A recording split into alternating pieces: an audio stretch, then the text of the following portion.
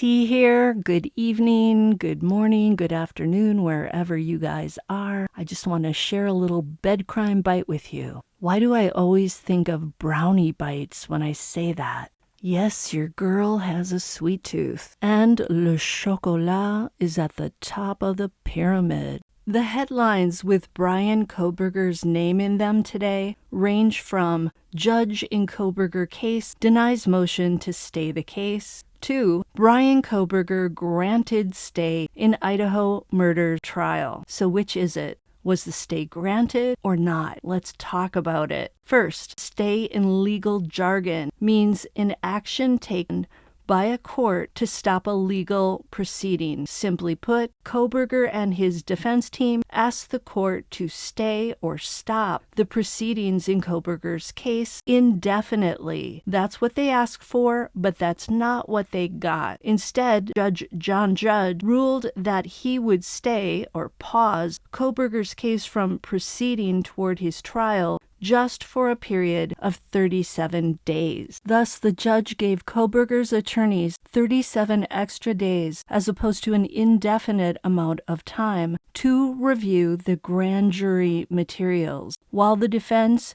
has received video and audio from those grand jury proceedings, which took place this past May, and that resulted in a grand jury deciding to formally charge Kohberger with 4 counts of first-degree murder and 1 count of burglary. They have not yet received a transcript of those proceedings. And get this, the transcript won't be ready until July 21st. Because Judge John Judge ruled that the defense should receive all these grand jury materials, as is their legal right, the judge has granted them these extra 37 days to have adequate time to review the transcript once they have it in their hands, so to speak.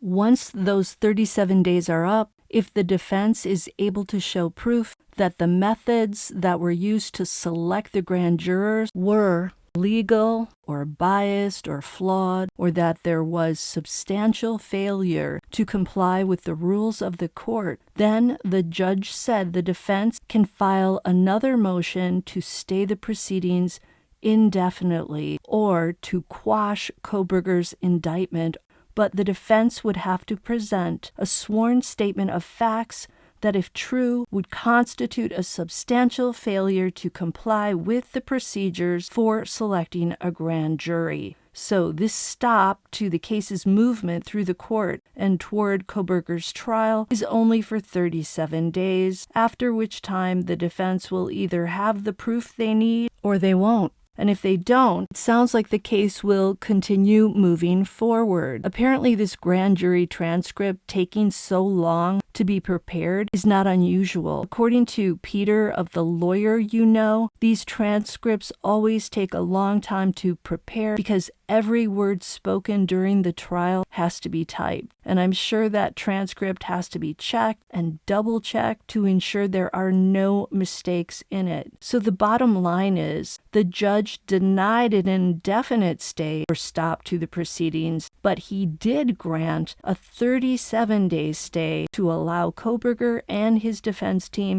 to review the grand jury materials. The court also acknowledged Kohberger's right to a speedy trial and ordered a stay in the running of the speedy trial clock until August 1st. So the 37 days allows Kohberger and his team to review the materials without giving up his right to a speedy trial.